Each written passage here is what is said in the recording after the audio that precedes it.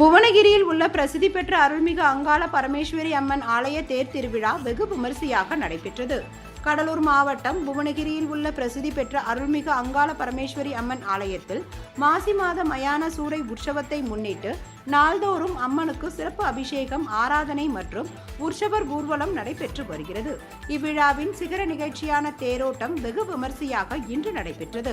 அப்பொழுது அலங்கரிக்கப்பட்ட தேரில் அங்காளம்மன் எழுந்தருளியதை தொடர்ந்து தீபாராதனை காண்பிக்கப்பட்டு தேரோட்டம் தொடங்கியது. சிவவாத்தியங்கள் முழங்க முக்கிய வீதிகள் வழியாக வலம் வந்த தேர் நிலையை அடைந்தது. இதில் புவனகிரி மற்றும் அதன் சுற்றுவட்டார பகுதிகளை சேர்ந்த ஏராளமானோர் கலந்து கொண்டு அங்காளம்மனை தரிசித்தனர்.